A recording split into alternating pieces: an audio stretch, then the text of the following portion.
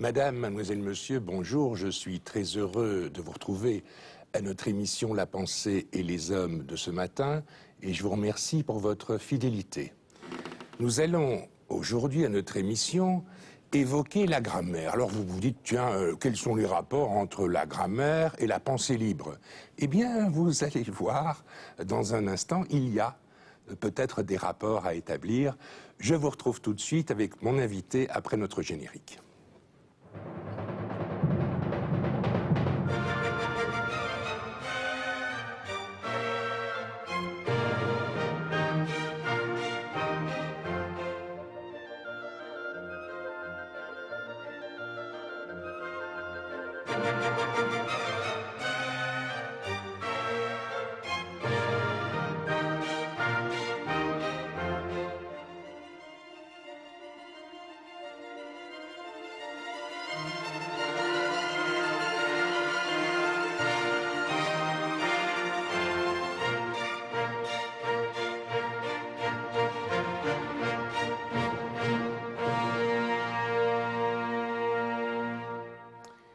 Mon invité à notre émission de ce matin est le professeur Marc Huilmé. Alors vous le connaissez, il est déjà venu à plusieurs reprises à notre émission La pensée et les hommes, soit parler de grammaire, qui est un de ses sujets favoris, mais aussi nous parler de Georges Brassens, qui est une de ses admirations.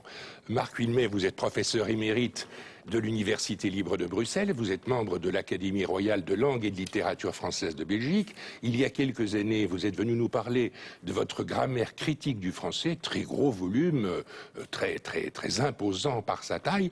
Aujourd'hui, on va parler d'un autre volume qui est un peu moins gros que la grammaire critique et qui porte un titre qui m'a quelque peu interpellé, puisque ce livre s'intitule « Grammaire rénovée du français ». Alors, rénover, c'est un terme qui s'applique à l'enseignement secondaire rénové. Est-ce qu'il y a là un lien entre la rénovation de l'enseignement et la rénovation de la grammaire? Oui, tout est dans l'adjectif, évidemment. Ah oui. Vous savez, pour les auteurs de grammaire, on n'a guère le choix, hein. Grammaire du français, grammaire française, mais l'adjectif. Vous avez évoqué la grammaire critique. Je crois qu'elle l'était, critique, c'est-à-dire qu'elle faisait un peu une synthèse de la pensée grammaticale sur différents sujets.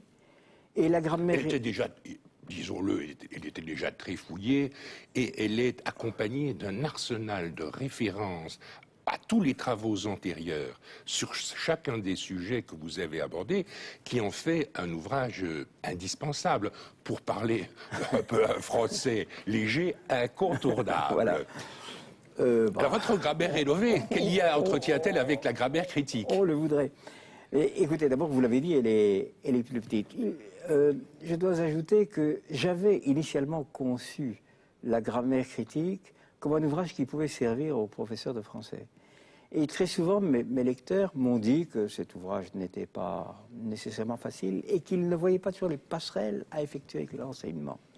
Et la grammaire rénovée a voulu marquer ces passerelles, les lancer de manière plus visible.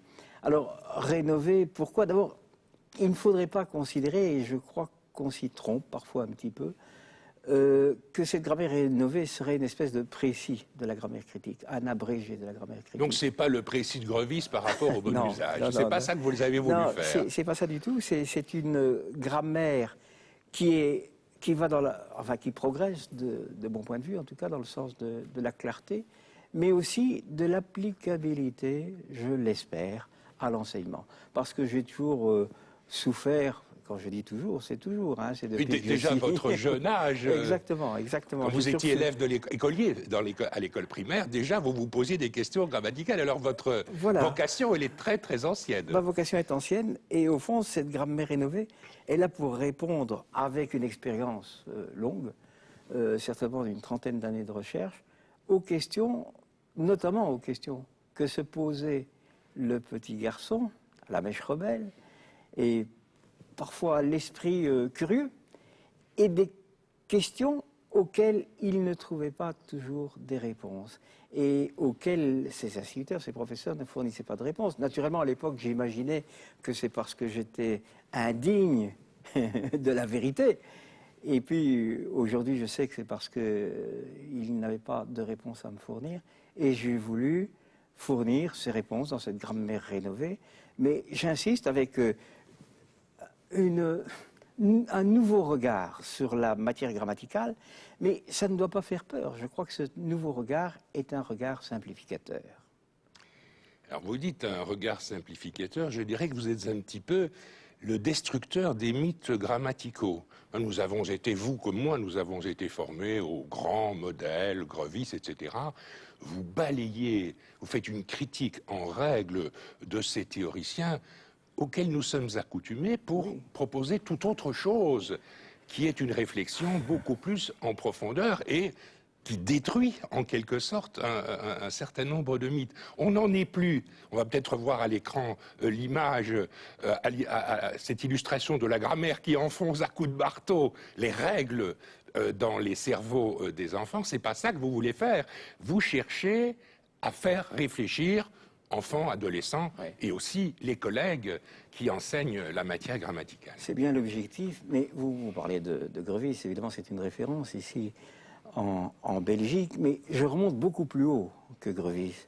La grammaire, c'est une très vieille discipline. Et je vous accorde que même au Moyen-Âge, puisque vous faisiez allusion, elle n'avait pas excellente réputation. Ça apparaît dans le Beau-Jean Gentilhomme non plus.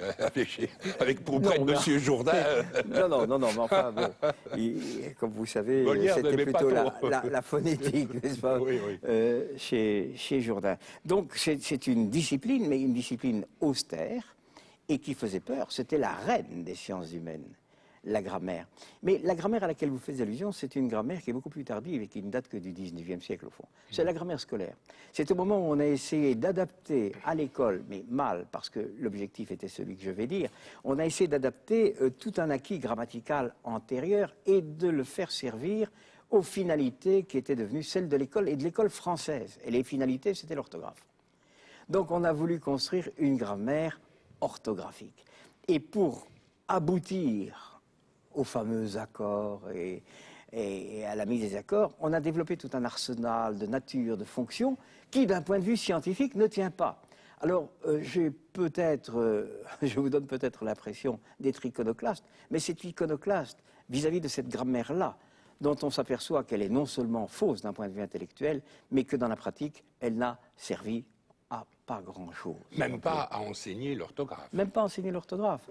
Parce qu'au fond, bon, on ne va pas faire une émission sur l'orthographe, ce n'est pas votre propos, mais il y a deux types d'orthographe. Il y a l'orthographe d'usage et puis l'orthographe grammaticale. Et c'est celle-là qui devrait nous intéresser. L'orthographe d'usage, vous savez, il n'y a pas de mystère. Hein, ça s'enseigne au coup, par lecture, par répétition. Si on veut... Par consultation du dictionnaire. Oui, mais enfin, encore faut-il savoir quelle lettre aller consulter pour l'initiale. Et ça pose, il y a un exemple célèbre de Feydeau, n'est-ce pas, où il cherche hybride au dictionnaire.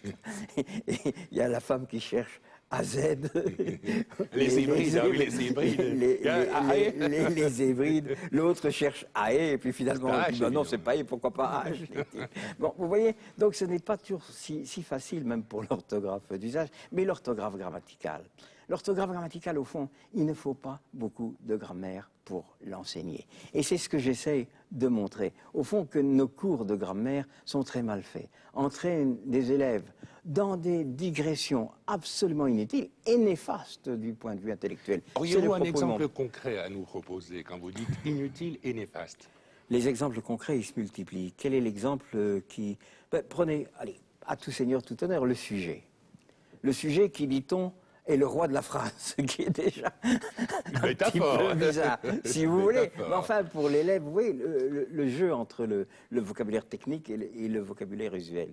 Le sujet, bon, il faut le trouver, pourquoi? Parce qu'il est nécessaire d'accorder le verbe avec le sujet, et certains participes passés s'accordent aussi avec le sujet. Mais là, on donne un truc pour le trouver, le sujet.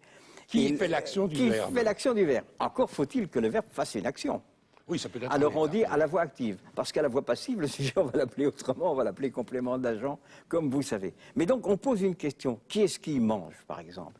Et l'élève docile trouve le sujet. Pierre mange. Mais si on a, il pleut des cordes, l'élève dit, qu'est-ce qui pleut? Qu'est-ce qui pleut? Et il va trouver qu'est-ce qui tombe, n'est-ce pas? Il tombe des cordes. Il va tomber des cordes. Et on lui dit, ah non, malheureux, ça c'est... Oui, c'est le sujet, si tu veux, c'est le sujet réel, mais ce qui compte ici, c'est le sujet apparent. Alors vous voyez, plutôt qu'un raisonnement faux sur le sujet, qui est le mot qui fait l'action à la voix active, encore faut-il qu'il y ait d'action, je répète. Oui, la tour de Pise penche, c'est une voix active, mais il n'y a pas vraiment une action, tout au moins on l'espère, pour les touristes et les visiteurs, au lieu de les perdre dans des arcanes qui sont nuisibles à l'intelligence et qui font que finalement, la grammaire, ils s'en tamponnent. C'est une histoire que les profs leur racontent, mais qui n'a pas d'intérêt, ni pratique, ni théorique. Eh bien, au lieu de leur dire ça, on peut leur enseigner à trouver un sujet. Et peu importe, alors, le nom éventuellement. Alors, c'est quoi le sujet pour vous? Ah ben écoutez, là, vous tenez vraiment à ce que je vous réponde. Ben oui. La phrase, je vais parler par métaphore aussi. Bien sûr. La phrase, on peut la considérer comme une espèce de pont. Sur le premier pilier, on a ce que les logiciens appellent le thème, et sur le deuxième pilier, le rème, et entre les deux, une copule. Donc vous voyez, le tablier, c'est la copule. Eh bien, le sujet, je dirais que c'est le premier pilier de cette prédication qu'est la phrase, c'est-à-dire le sujet grammatical. Et le sujet, c'est aussi bien il dans il chante que il, qui n'est pas référentiel, c'est-à-dire qui ne réfère pas à un objet du monde, dans il tombe des cordes. Donc ce qu'il faut faire, c'est montrer la constitution de la phrase et voir que c'est ce premier pilier qui compte. Et que le sujet, alors, ce n'est pas seulement un mot, mais tout un ensemble que nous, linguistes, nous appelons par exemple des syntagmes. Un syntagme... Un syntagme, c'est un groupe de mots. En fait. C'est un groupe de mots, mais ça peut être autre chose qu'un groupe, le syntagme. Parce que syntagme, en grec, peut aussi dire abrégé. Donc ça peut dire coalescence, mais aussi abrégé. Parce qu'un enfant à qui on dit « il tombe », et à qui on dit c'est un groupe de mots, il. Mais ça n'est pas sérieux, vous voyez, parce que pour lui, il, et il le sait, parce qu'il connaît le français, ce n'est pas un groupe. Donc je voudrais réconcilier la pensée grammaticale véritablement scientifique avec la pédagogie, et donc il n'y a pas de pédagogie sans simplicité et sans clarification et sans explicitation. C'est-à-dire qu'il ne faut pas cacher aux élèves les difficultés, mais leur apprendre à les résoudre. Et ainsi, la grammaire deviendrait, à mon sens, on dirait que c'est une illusion, moi j'aime la grammaire depuis que je suis tout gosse, mais... Vous êtes sans doute une exception dans notre monde. Et ne me faites pas dire qu'elle confirmerait la règle, mais je ne crois pas. Je crois qu'il y a moyen d'enseigner la grammaire de telle manière que l'élève considère que c'est un véritable jeu. Un jeu où il n'y aurait pas un magistère qui impose des connaissances qu'il a peu ou prou, à des élèves qui, comme les petits enfants de la cathédrale de Chartres, courbent la tête sous le joug des connaissances qui sont souvent de fausses connaissances. Au fond, ce que je voudrais, c'est une grammaire amusante, ce qui ne veut pas dire que la matière soit facile, parce qu'il ne faut pas dorer la pilule non plus. La grammaire, la langue que la grammaire vise à décrire, c'est quelque chose d'un fonctionnement extrêmement compliqué. Mais on peut y arriver aussi, Jacques Lemaire, par étapes. Il n'est pas nécessaire de parler de sujets, par exemple, ou de voix actives, ou de pronominaux. Ou de subjonctifs. Mais non, parce que les élèves, même très jeunes, ils connaissent leur langue. C'est ça qui compte. Et ils la pratiquent très correctement de manière générale. Oui, et ils ne confondent pas la position de l'adjectif par rapport au nom, et ils savent fort bien que s'ils changent la place de l'adjectif, l'énoncé de ils ont la compétence de leur langue. Bien sûr. Donc ce qu'il faut leur montrer, c'est qu'ils sont les possesseurs de leur langue. Et que cette langue, ils peuvent en jouer, la décortiquer, déplacer les mots, etc. Voilà pourquoi je parlais d'aspect ludique de la grammaire. Je crois vraiment qu'il existe et que ce n'est pas tellement une illusion, tout au moins je l'espère. Alors vous dites ludique, mais quand on lit votre ouvrage, on est confronté vraiment à ce qui est peut-être le point difficile en grammaire, c'est la terminologie. Oui. Et vous changez toute la terminologie. Pas toute. Presque toute. Non. En tout cas, vous mettez en cause tous les éléments terminologiques grammaticaux. On pourrait en énumérer quelques-uns, mais par exemple, quelque chose qui revient tout le temps, le mot. Oui. Vous définissez le mot de manière très différente de vos prédécesseurs. Or, le mot « mot » est un mot qu'on emploie tout le temps. Mais vous dites, je le définis de manière différente. Encore faudrait-il que mes prédécesseurs l'aient bien compris. Les bien définis. Oui, oui. Parce que les mots, c'est un peu comme si... Vous savez, de quoi parle-t-on? c'est du mot graphique.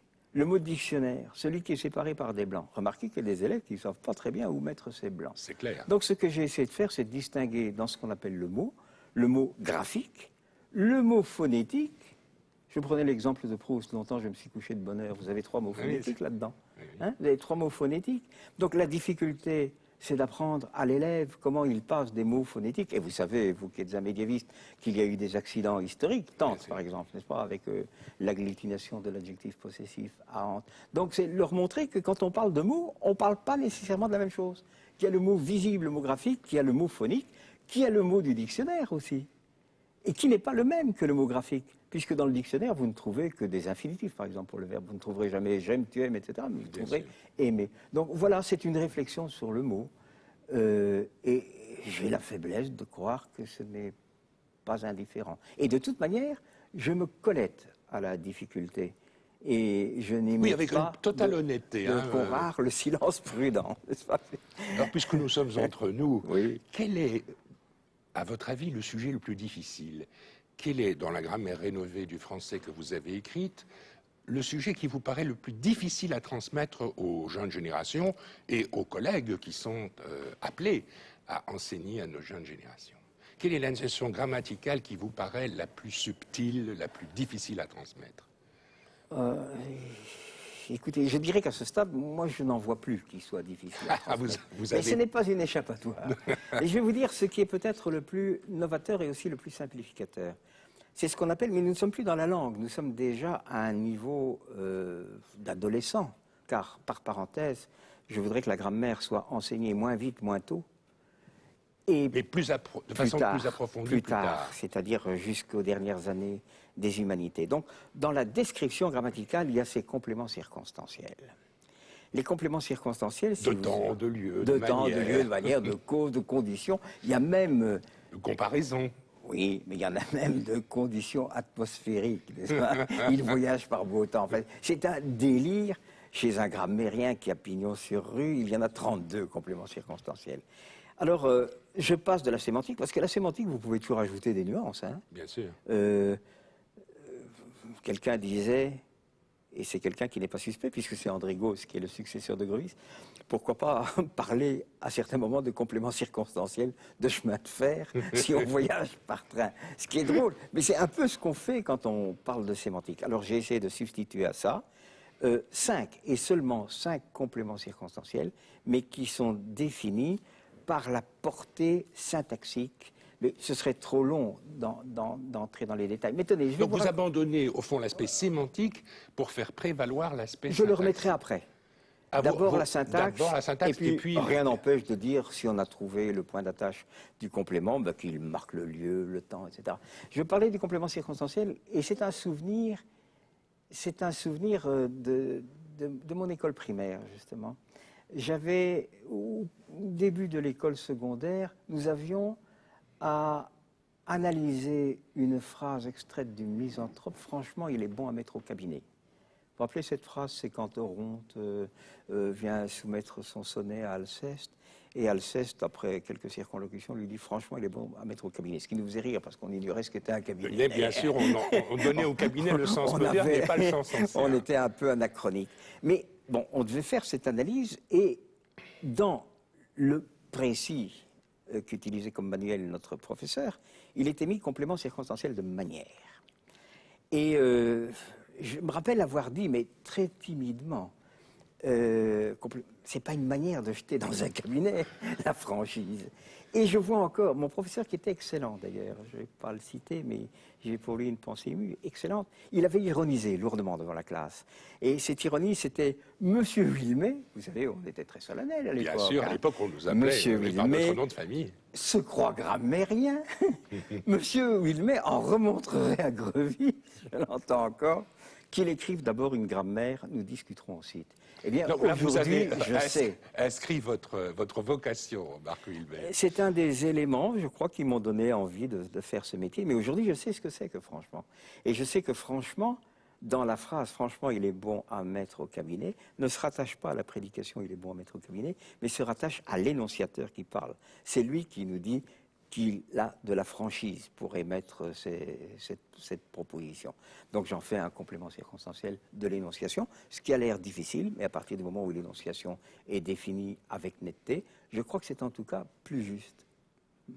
Alors vous avez beaucoup travaillé sur les modes verbaux, Oui. et notamment pour les périodes anciennes, notamment le moyen français.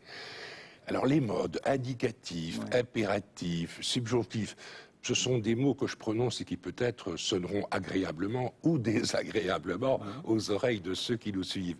Est-ce que là aussi vous avez apporté beaucoup d'aménagement, beaucoup d'éclaircissement à ce qui paraissait, et surtout pour ceux qui ont fait du latin et du grec, et on sait bien combien dans l'enseignement autrefois, l'enseignement de la grammaire était lié, l'enseignement de grammaire française était lié à l'enseignement des langues anciennes, de la grammaire des langues anciennes, alors subjonctif, indicatif, impératif. Mais tout ça, j'ai presque tout gardé, mais j'ai émondé. Parce que, gentiment, vous en oubliez, hein, dans les modes... Le conditionnel, le participe, le gérondif, tout à fait. Le gérondif, ce sont des choses qui nous viennent du latin. Alors, pour moi, je dirais qu'il n'y a que 3 modes. Il y a un mode qui réunit l'infinitif et le participe, qui est un mode qu'on peut appeler nominal, adjectival.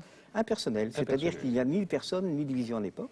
Un deuxième mode, qui est ce qu'on, si on veut, on peut continuer à appeler le subjonctif, qui opère la division des personnes, puisque je peux dire au subjonctif je tue, ce que je ne peux pas dire à l'infinitif ou au participe, mais ne pratique pas encore la division des époques. Et le troisième mode, c'est l'indicatif, qui lui pratique à la fois la division des personnes et des époques. Ne me dites pas que c'est compliqué. Avec toute cette litanie que vous venez de rappeler, chez moi, mais attention, hein, ce sont des idées que j'ai trouvées là, dont je me suis inspiré en les trouvant chez Guillaume. 3 modes. 3 modes dans une hiérarchie. Impersonnel, inactuel, personnel, inactuel, personnel, actuel. Et vous remarquez qu'il n'y a plus de conditionnel, mais ça, il y a déjà un petit temps qu'on lui avait réglé son compte dans la grammaire scolaire. On en avait fait un mode indicatif.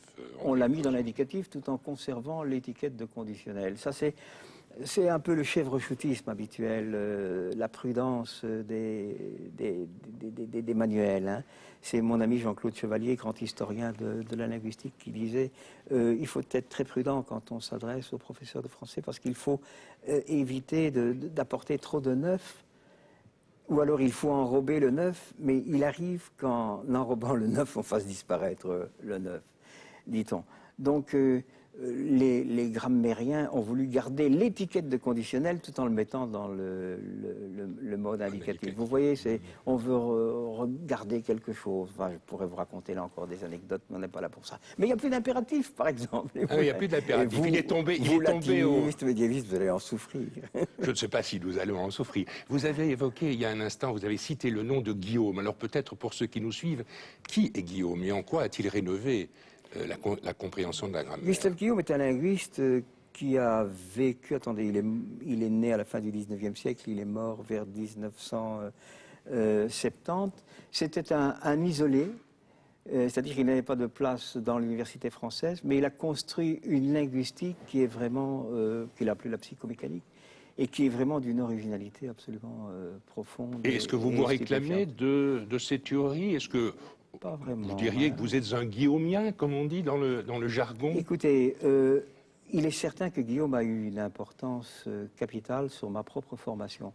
Mais je ne suis pas un homme d'école, si vous voulez. Pour les guillaumiens, je suis un traître à Guillaume, parce que je crois le connaître, mais que je n'accepte pas toute cette théorie.